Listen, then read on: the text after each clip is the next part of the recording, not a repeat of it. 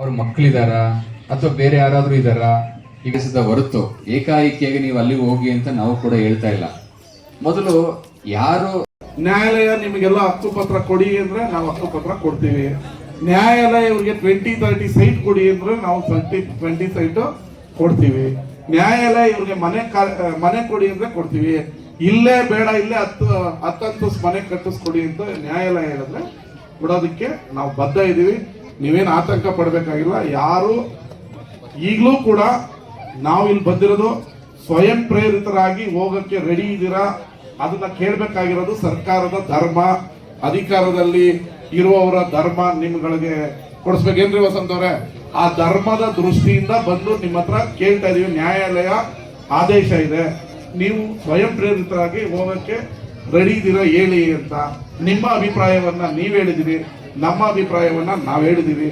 ನ್ಯಾಯಾಲಯ ಕೊನೆಯ ತೀರ್ಪನ್ನು ಏನ್ ಕೊಡುತ್ತೆ ಅದಕ್ಕೆ ನೀವು ನಾವೆಲ್ಲರೂ ಬದ್ಧರಾಗಿರೋಣ ಅಂತ ಹೇಳಿ ನಿಮ್ಮನ್ನ ಯಾರು ಬಲವಂತವಾಗಿ ಖಾಲಿ ಮಾಡಿಸಲ್ಲ. ಆದ್ರೆ ನಿಮ್ಗೆಲ್ಲ ಒಳ್ಳೆ ಮನೆ, ಸೂರು, ಸ್ಕೂಲು, ಶಾಲೆ, ದೇವಸ್ಥಾನವನ್ನ ನೀವು ಕೊಡುವಂಥದ್ದು ನಮ್ಮ ಕರ್ತವ್ಯ. ಅದನ್ನ ಕೇಳಕ್ಕೆ ಇವತ್ತು ನಿಮ್ಮ ಹತ್ರ ಬಂದಿದ್ದೀವಿ. ನ್ಯಾಯಾಲಯದ ಏನ್ ಕೊನೆಯ ತೀರ್ಪು ಬರುತ್ತೆ ಅದಕ್ಕೆ ನೀವು ಕೂಡ ಭದ್ರಾಗಿರಿ ಅಂತ ಹೇಳಿ ನಾವು ಎಲ್ಲ ಗಣ್ಯರಿಗೂ ನನ್ನ ನಮಸ್ತೆ. ಸರ್, DC ಸಾಹೇಬ್ರು ಹೇಳಿದ್ರು ಒಂದು ಮಾತು ನನ್ಗೆ ಅದೇ ಓಡ್ತೈತೆ. ಅಂದ್ರೆ ನಾನು ಅಷ್ಟು ಮಟ್ಟಕ್ಕೆ ಬೆಳೆದಿಲ್ಲ ತೆರಿಗೆ ಕೇಳೋ ರೀತಿಗೆ. ಅಂದ್ರೆ ಹೇಳಿದ್ರು ರಿಮಾನ್ಸ್ ಕೊಟ್ಟೋದ್ರಿಂದ ಎಲ್ರಿಗೂ ಒಳ್ಳೇದಾಗುತ್ತೆ ಅಂತ ಸರ್ ಹೇಳಿದ್ರು.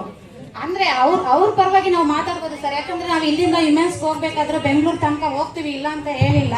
ಬಟ್ ಅದನ್ನೇ ಅಲ್ಲಿಗೆ ಹೋಗಿ ನೀವು ನೋಡೋ ಮನ್ಸನ್ನ ನಾವು ಬಡವರಲ್ಲ ಸರ್, ನಮ್ಮ ಕಡೆನೂ ಸ್ವಲ್ಪ ತಿರುಗಿ ನೋಡ್ಬೇಕಲ್ಲ ನೀವು ಕೂಡ. ಅಂದ್ರೆ ನೀವ್ ಹೇಳಿದ್ದು ತಪ್ಪಂತ ನಾವ್ ಹೇಳಿಲ್ಲ, ನಿಮ್ ಕರ್ತವ್ಯ ನೀವು ಮಾತಾಡಿದೀರಾ. ನಮ್ಗೇನ್ ಉದ್ದೇಶ ಅಂದ್ರೆ ನಮ್ಮ ಅಪ್ಪ ಇಲ್ಲೇ ಹುಟ್ಟಿ ಇಲ್ಲೇ ಬೆಳ್ದಿರೋ ಗೊತ್ತಿಲ್ಲ. ನಾನು 32 ವರ್ಷ ಆಯ್ತು ಇಲ್ಲೇ ಹುಟ್ಟಿ ಇಲ್ಲೇ ಬೆಳ್ದಿರೋದು. ಹಾಗಾಗಿ ನೀವು ಈಗ ಒಂದು 20-30 ವರ್ಷ ಮುಂಚೆ ಇಲ್ದೇ ಇರೋದು ಕಾನೂನು, ಈಗ ಕಾನೂನು ಬಂದು ನಾವು ಖಾಲಿ ಮಾಡ್ಬೇಕಂದ್ರೆ ಯಾರೇ ಇದ್ರೂ ಒಪ್ಕೊಳ್ಳಲ್ಲ ಸರ್ ಖಾಲಿ ಮಾಡ್ಕೊಂಡು ಹೋಗೋಕೆ. ನಮ್ಗೆ ಇಲ್ಲೇ ನೀವು ಇಲ್ಲಿ ನಮ್ಗೆ ಮನೆ ಕಟ್ಕೊಡಿ ಅಂತ ಕೂಡ ಯಾರು ಹೇಳ್ತಾ ಇಲ್ಲ. ಅದ್ರ ಪ್ರಕಾರ ನಮ್ಗೆ ಖಾಲಿ ಸೈಟ್ಗಳು ಕೊಡಿ. ನಾವು ಇಷ್ಟು ವರ್ಷ ಹೇಗೆ ಬದುಕ್ತಾ ಇದೀವಿ, ಸಡ್ಡು ಮನೆಯಿಂದ ಬದುಕಿದೀವಿ ಸರ್. ಈಗೇನೋ ತಾರ್ಚು ಮನೆ ಕಟ್ಟಿಕೊಟ್ಟಿದ್ದಾರೆ, ನಾವು ಇದ್ರಲ್ಲಿ ಬದುಕ್ತೀವಿ ಅಂತ ಇಲ್ಲ. ನಮ್ಗೆ 3 ಹೊತ್ತು ಅನ್ನ ಸಿಕ್ಕಿದ್ರೆ ಸಾಕು, ಗಂಜಾ ಏನೋ ಕುಡ್ಕೊಂಡು ಇರೋ ಮನೆಯಲ್ಲಿ ನಾವು ವ್ಯವಸ್ಥೆ ಮಾಡ್ಕೊಂಡು ಕೂತಿರ್ತೀವಿ. ಈಗ ನಾವೇನೋ ನಮ್ಮ ಲೈಫ್ ಮುಗೀತು, ನಮ್ಮ ಮುಂದೆ ನಮ್ಮ ಮಕ್ಳ ಲೈಫ್ ನಾವು ನೋಡ್ಬೇಕು. ನಾವು ಇದೇ ರೀತಿ ಹೋಯ್ತಾ ಇದೀವಿ ಅಂತ ನಾಳೆ ನಮ್ಮ ಮಕ್ಳನ್ನ ಇದೇ ರೀತಿ ಬೆಳ್ಸಕ್ಕೆ ನಮ್ಗೆ ಸಾಧ್ಯ ಇಲ್ಲ. ನಮ್ಗೆ ಇಷ್ಟ ನಮ್ಗೆ ಜಾಗ ಕೊಟ್ರೆ ಅದ್ರಲ್ಲಿ ನಾವೇನೋ ಮಾಡ್ಕೊಂಡು ಬದುಕ್ತೀವಿ.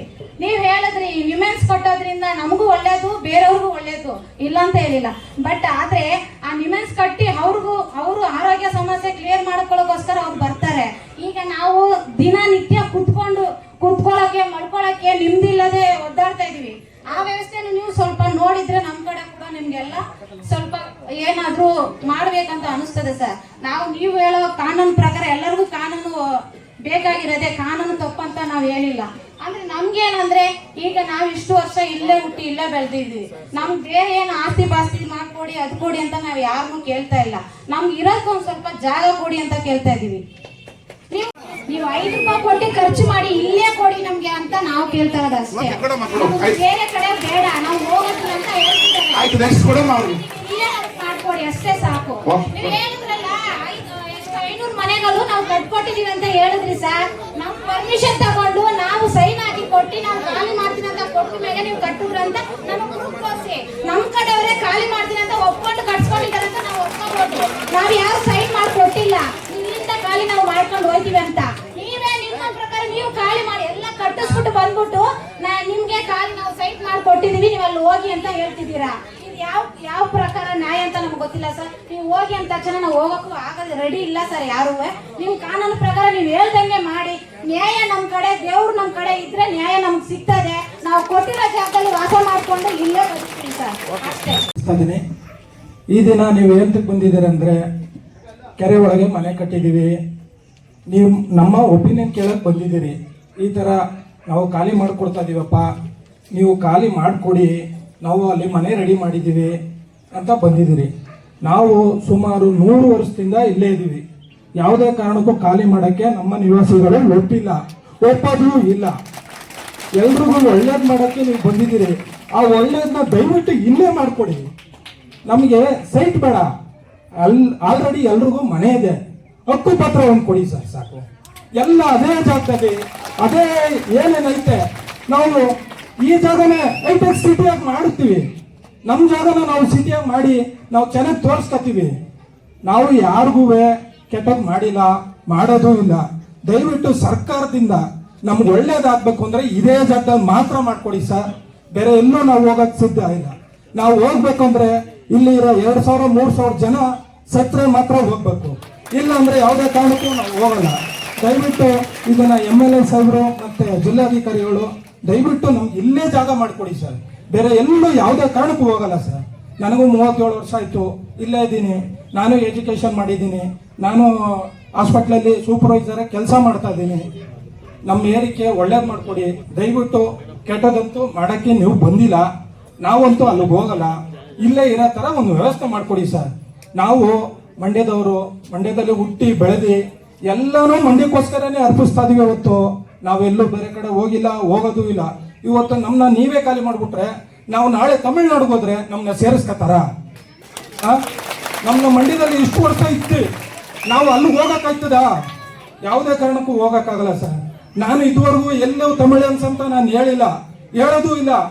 ನಾನು ಹುಟ್ಟಿದ್ದಿಲ್ಲೇ, ಬೆಳೆದಿದ್ದಿಲ್ಲೇ, ಕಾವೇರಿ ನೀರು ಕುಡ್ದಿದ್ದೀನಿ, ಕಬ್ಬಿನಾಳು ಕುಡ್ದಿದ್ದೀನಿ, ಕಬ್ಬು ತಿಂದು ಬೆಳೆದಿದ್ದೀನಿ. ಫ್ಯಾಕ್ಟ್ರಿ, ಶುಗರ್ ಫ್ಯಾಕ್ಟ್ರಿಗೆ ಸಕ್ಕರೆ ಆಯ್ಕೆ ಬರಕ್ಕೆ ಹೋಗಿದ್ದೀವಿ, ಎಲ್ಲ ಮಾಡಿದ್ದೀವಿ ಸರ್. ದಯವಿಟ್ಟು ಎಲ್ರಿಗೂ ಒಂದು ಮನವಿ, ಇಲ್ಲೇ ಮಾಡಿಕೊಡಿ ಸರ್. ನಮ್ಮ ಜನ ಇಲ್ಲೇ ಇರಬೇಕು, ಇಲ್ಲೇ ಬದುಕಬೇಕು, ಇಲ್ಲೇ ಸಾಯ್ಬೇಕು ಸರ್. ಇವತ್ತು ನನ್ನ ಮಗಳು ಹುಟ್ಟವಳೆ 2 ವರ್ಷ ಆಗೈತೆ, ನನ್ನ ಮಗಳಿಗೆ 100 ವರ್ಷ ಆದ್ರೂ ಸರಿ ಇಲ್ಲೇ ಇರಬೇಕು ಸರ್. ಈ ತರ ಖಾಲಿ ಮಾಡಬೇಕು ಅಂದಿದ್ರೆ ನಮ್ಮಪ್ಪ ಯಾವಾಗ ಮಾಡ್ಬೋದಾಯ್ತು. ನಮ್ಮಪ್ಪ ನಮ್ಮ ಮಾಜಿ ಕೌನ್ಸಿಲರ್ರೆ, ನಮ್ಮಪ್ಪ ಸಾಯಕ್ ಮುಂಚೆನೆ ಹೇಳಿದ್ರು, ಸಾಯವಾಗ್ಲೇ ಹೇಳಿದ್ರು, ಈ ಏರಿಯಾ ಬಿಟ್ಟು ಕೊಡಬೇಡಿ, ಈ ಏರಿಯಾ ಬಿಟ್ಟು ಹೋಗ್ಬೇಡಿ. ಇಲ್ಲಿ ಬಿಟ್ರೆ ನಾವು ಬೇರೆ ಕಡೆ ಹೋದ್ರೆ ಬದುಕಕ್ಕಾಗಲ್ಲ ಸರ್. ದಯವಿಟ್ಟು ಅರ್ಥ ಮಾಡ್ಕೊಳ್ಳಿ. ನಾವು ಕೆರೆ ಒಳಗೆ ಹೋದ್ರೆ ನಿಮ್ಮದಿಯಾಗಿರಕ್ಕಾಗಲ್ಲ. ಡೈಲಿ ಒಂದೊಂದು ಸಾವಾಗುತ್ತೆ, ಬದುಕಕ್ಕಾಗಲ್ಲ. ಹಿಂಸೆ ತುಂಬಾ ಕಷ್ಟ. Thank you.